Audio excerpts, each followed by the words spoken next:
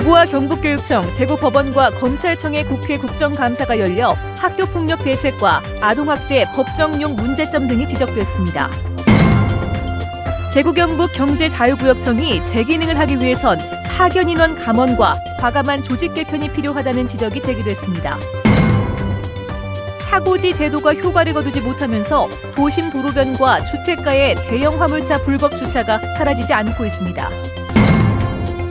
울진 산림항공관리소가 오늘 준공돼 경북 동해안과 북부 권역의 산불 발생 시 30분 이내 출동 체제가 구축됐습니다.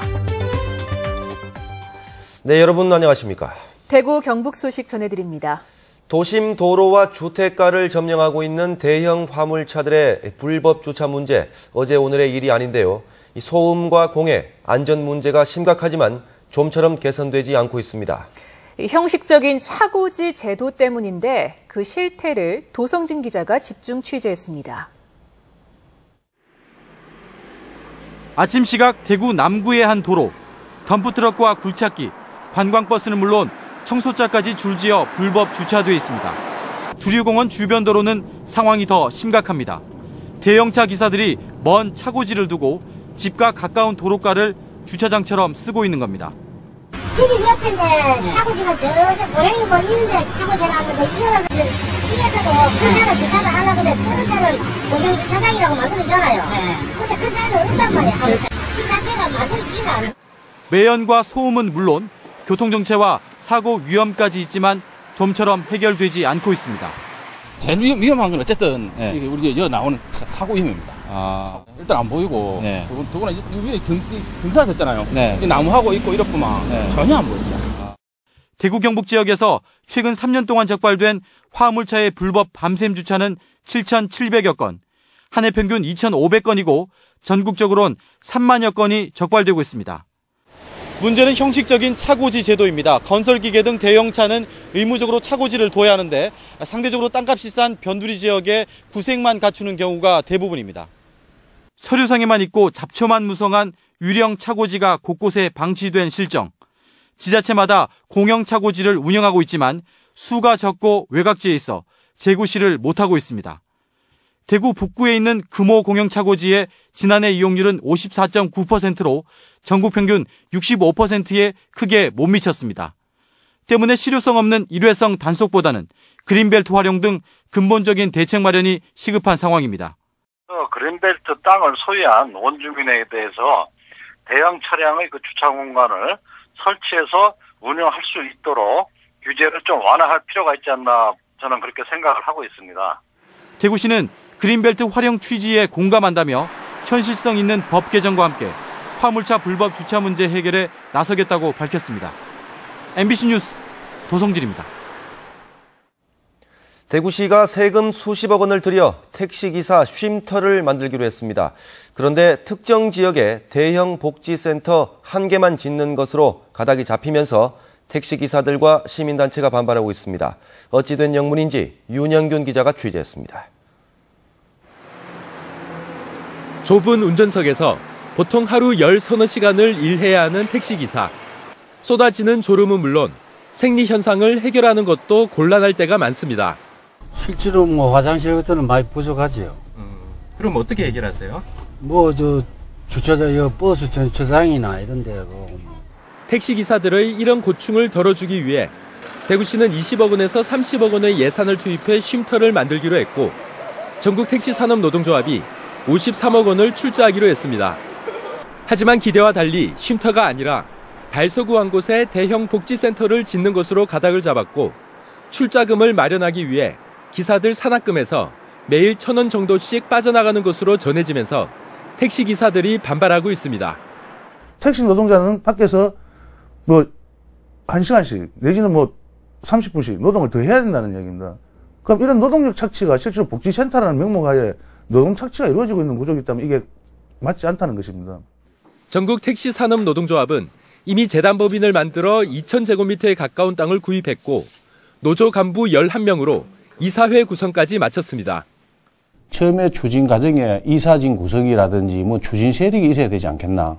이러다 보니까 구성을 하는데 외부에서 관심을 안 가지니까 저희들이 자체적으로 정관을 만들면서 거기 속에 이사들 15명을 구성하도록 되어 있습니다. 그중에 우리 11명만 현재 구성을 하고 시민단체들은 수십억 원의 예산이 들어가는 만큼 택시기사 쉼터의 위치 결정이나 운영 등을 투명하게 해야 한다고 지적합니다. 그 시설을 이용할 수 있는 택시 노동자들은 극히 제한적이고 좀 필요성에 있어서 의문이 되는 거고, 이런 방식으로 예산을 지원했을 때 타 부분, 그러니까 타 노조라든가 이거 형평성의 어떤 그런 문제가 그렇게 생길 수 있기 때문에 단추를 잘못 구이면 계속 이제 유사한 사태들을 반복시킬 수 있는 어떤 그런 계기가 될 수 있다고 생각을 하고 좀. 대구시는 지난해에도 택시 복지센터 건립을 추진했지만 특혜 의혹과 형평성 시비가 불거져 건립 사업이 결국 무산됐습니다. 그러자 전국택시산업노동조합은 지난 5월 권영진 당시 대구시장 후보 공개 지지 선언을 했고, 권 후보는 택시기사 쉼터 조성에 30억 원을 지원하겠다고 약속했습니다. MBC 뉴스 윤영균입니다. 지난 2008년에 지정된 대구 경북 경제자유구역은 2022년까지 100조 원이 넘는 생산 유발 효과를 낼 것으로 기대를 모았습니다. 하지만 장밋빛 전망과 달리 엄청난 예산만 낭비했다는 지적이 나오고 있습니다. 금교신 기자가 취재했습니다. 대구 경북 경제자유구역의 개발과 관리, 투자 유치를 위해 6년 전 설립된 대구 경북 경제자유구역청. 지금까지 실적은 어떨까? 대구시와 경상북도가 지난해까지 쏟아부은 예산은 국비를 합쳐 2,709억 원이지만 지금까지 경제자유구역 개발 완료율은 12%에 불과합니다. 외국인 투자 유치는 신고액 기준으로 15건에 1억 4,700만 달러로 전체 경제자유구역 투자 유치액의 2%에도 미치지 못합니다. 특히 5년간 21억 원의 예산을 들여 142회나 해외에서 투자 유치 활동을 했지만 대구에 직접 유치한 건수는 하나도 없습니다. 대부분의 인력이 대구시와 경상북도에서 파견한 공무원들로 투자 유치를 위한 열정도 전문성도 없다는 지적을 받는 이유입니다. 투자 유치와 그 개발을 위한 전문 인력이 배치되어 있지 않고 별 기준 없이 많은 인력이 가 있습니다. 그리고 평가를 받지 않고 있습니다. 특히 대구시와 경상북도가 인력과 예산의 상당 부분을 부담하는데도 감사 권한조차 없어 제도 개선이 필요하다는 지적과 함께 파견 인력 복귀 필요성까지 나오고 있습니다. 대구 경북 경제자유구역청은 보다 더 장기적 관점이 필요하다고 밝혔습니다. 반환점을 지난 만큼 지금까지 6년 동안 해왔던 조직의 상황들을 점검을 해보고 문제점이 있다면 이것을 좀 더 합리적으로 해결해 나갈 수 있는 부분에 중점을 두겠습니다. 대구 경북 경제자유구역청에게는 이제 뼈를 깎는 노력으로 실적을 내는 쇄신의 길을 걸을 것인지, 아니면 세금 먹는 공룡으로 지탄의 대상으로 남을 것인지 선택의 길만 남았습니다. MBC 뉴스 금교신입니다. 오늘 대구 법원과 검찰 국정감사에서 청도 송전탑 사건과 아동학대 사건에 검찰이 제대로 대처하지 못하고 있다는 지적이 이어졌습니다. 법원의 영장 발부도 더 공정해야 한다는 목소리가 컸습니다. 이태우 기자입니다. 의원들은 울산 계모 사건에는 살인죄가 적용됐는데 왜 칠곡 의붓딸 학대 사건은 그렇지가 못했는지, 고의성과 계획성을 엄격히 따지는 법 적용에 문제가 없었는지 검찰에 물었습니다. 엄마가 지금 죽였어요. 그것도 지속적으로 때려가지고. 한 번에 쿡 찔러 죽인 것도 아니고 지속적으로. 그럼 이게 살인 아닙니까? 청도 송전탑과 관련해서는 생활권을 침해당하고도 마땅히 저항 수단이 없는 주민에게는 엄한 법 적용을 하고, 돈봉투를 돌린 경찰서장 사건은 다시 경찰에 수사를 맡긴 의도가 뭐냐고 따졌습니다. 경찰이 관련되는 거지 않습니까? 이걸 경찰에 다시 경북지방경찰청에 해당 사건을 수사 이첩할 게 아니고 검찰에서 직수해야 되는 거 아니에요? 법원 국정감사에서는 이른바 향토법관이 절반가량이나 돼 재판 당사자와 뒤얽혀 문제 있는 판결까지 나왔다는 지적이 제기됐습니다. 재판 정보가 다 빠져나와요. 선고에 한단 말이 벌써부터 들리더니 선고가 나더라고요. 택도 없는 선고가 나더라고요. 파업의 업무 방해죄를 적용하는 사례가 국제적으로 드문 상황에서 지난해 철도 파업을 두고 지역 법원이 유독 이런 판단을 앞장서 내린 이유를 묻기도 했습니다. 다른 쪽에서는 이 철도구조 이보다 훨씬 더 급이 높고 세게 참여한 사람들의 영장이 다 기각돼요. 다른 지역은. 이 밖에 법무 검찰 직원들의 독직 폭행 사건이 해마다 유난히 많은 이유와 줄어들지 않고 있는 문제도 주요 사안으로 다뤄졌습니다. MBC 뉴스 이태우입니다. 최우식 대구 고등법원장은 오늘 열린 대구법원 국정감사에서 대구 수성의료지구 19만 제곱미터 정도의 대구법원을 이전하기로 잠정 확정하고 이미 대법원에 보고한 상태라고 말했습니다. 대구법원 이전이 불거진 지난 2005년 이후 공식적으로 이전 후보지를 확정해 거론한 것은 이번이 처음입니다. 한편 검찰은 동구 신서혁신도시나 경북도청 이전터, 동대구역 인근 등을 선호하는 것으로 알려져 있습니다. 오늘 교육청 국정감사도 열렸는데 누리과정 예산 편성 중단 선언을 두고 치열한 책임 공방이 벌어졌습니다. 여당은 예산 절감 노력을 강조했지만 야당은 정부 차원의 해결을 요구했습니다. 보도에 조지한 기자입니다.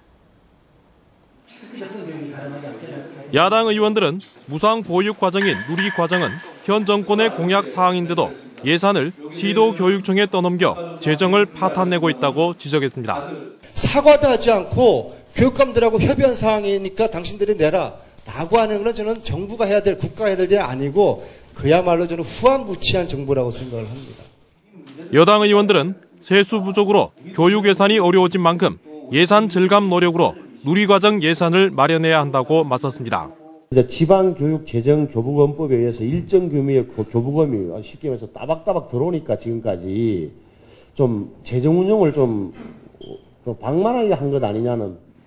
대구와 경북교육청은 인건비 같은 고정 비용을 제외하면 가용 자원이 턱없이 부족하다며 중앙정부 차원의 예산 배정을 호소했습니다. 2% 정도 특교를 풀지 않으면은 특단의 조치가 없으면은 누리과정 예산은 어렵다는 말씀을 드립니다. 교육청마다 10,000부 정도를 발행하는 홍보물을 대구교육청만 올해 40만 부를 발행했다며 사실상 교육감의 홍보물 아니냐는 지적도 제기됐습니다. 1년 365일 휴일 없이 근무하는 당직 기사를 포함한 비정규직의 처우 개선도 촉구했습니다. 대구시와 경상북도 교육청 국정감사에서는 교육 재정과 함께 학교 폭력, 안전 문제에 대한 예방과 사후 대책 요구가 집중됐습니다. MBC 뉴스 조지환입니다. 최근 4년 사이 학교 폭력으로 스스로 목숨을 끊은 학생 8명 가운데 5명이 대구 경북 지역 학생인 것으로 나타났습니다. 교육청 국감 자료에 따르면 지난 2011년부터 지금까지 학교 폭력 때문에 스스로 목숨을 끊은 학생 8명 가운데 대구 학생이 2명, 경북이 3명으로 나타났습니다. 한편 지난 5년 동안 전국적으로 사흘에 1명꼴인 630명의 학생이 스스로 목숨을 끊은 것으로 집계됐습니다. 사람 생명뿐만 아니라 산불도 골든타임이 있습니다. 그만큼 초기 진화가 중요한데 울진 산림항공관리소가 동해안과 경북 북부 지역에서 이런 역할을 담당하게 됩니다. 한기민 기자입니다. 울진군 기성면 울진 비행장 인근에 문을 연 산림항공관리소입니다. 200억 원의 사업비가 투입돼 행정동과 경납고, 계류장 등을 갖췄습니다. 배치된 산불 진화 헬기는 대형 2대와 중형 1대 등 모두 석 대. 이곳 헬기는 경북 동해안과 북부 권역에 산불이 발생할 경우 30분 안에 출동하게 됩니다. 또 국내 최대 규모의 금강송 군락지 병해충 방제와 한울 원전의 2차 재난 방지 임무도 수행하고 비행 권역은 울릉도에까지 이릅니다. 산불이 났을 때 또 비상사태가 났을 때 30분 이내에 전국 어디라도 헬기가 도착을 해서 진화할 수 있는 이러한 그 시스템을 갖췄다고 볼 수가 있습니다. 그동안 울진과 영덕에 산불이 발생하면 안동 산림항공관리소에서 진화 헬기가 출동했지만 태백산맥의 기상 변화로 접근에 어려움을 겪어왔습니다. 바람이 터뷸런스가 심할 경우에는 자그마한 산불도 바람을 타고 아주 급격히 대형 산불로 이어지는 이러한 그 아주 지형적인 조건을 갖추고 있고요. 그래서 비행하기도 아주 힘듭니다. 그러나 울진관리소가 준공됨에 따라 산불 진화에 이른바 골든타임제가 구축됐고 산악구조 등 각종 재난사고에도 신속히 대응할 수 있게 됐습니다. 산림청은 전국 11개 산림항공관리소에 45대의 헬기가 배치돼 거미줄 같은 산불 진화망을 갖췄다고 밝혔습니다. MBC 뉴스 한기민입니다.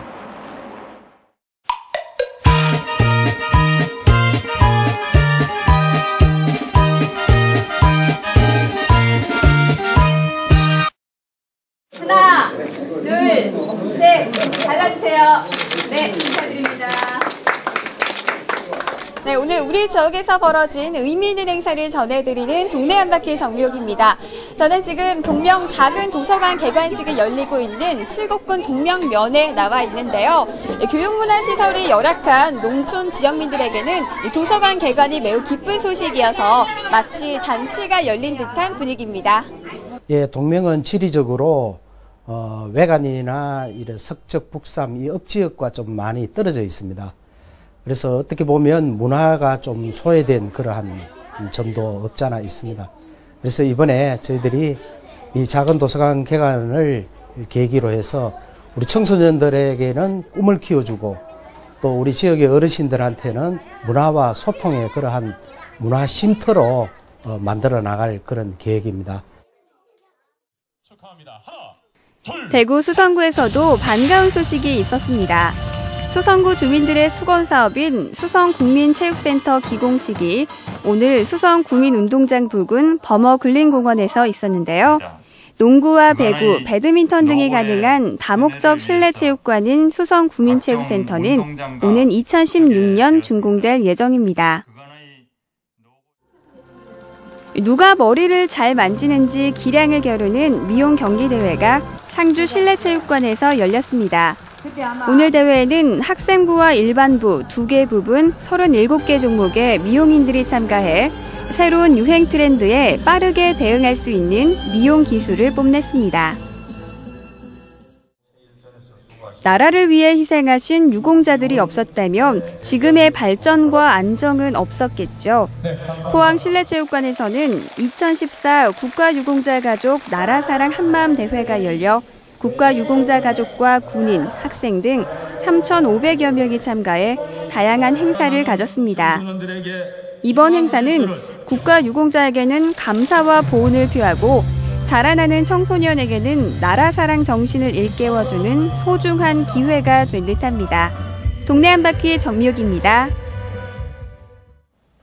대구시 의회가 제229회 임시회를 통해 2014년도 행정사무감사 계획안과 남북권 신공항 유치 특별위원회 활동안 등 모두 32건의 안건을 심의해 처리하고 오늘 폐회했습니다.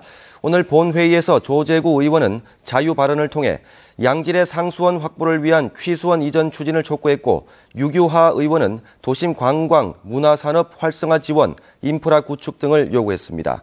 한편 대구시 의정지기단은 대구시 의회가 이번 회기에서 의원 행동 강령 제정 청원을 가결한 것은 환영하지만 시정 질의 과정에서 발언 시간을 낭비했고 질의를 받지 않는 대구 교육감을 하루 종일 출석하도록 하는 등의 비효율적인 문제를 지적했습니다.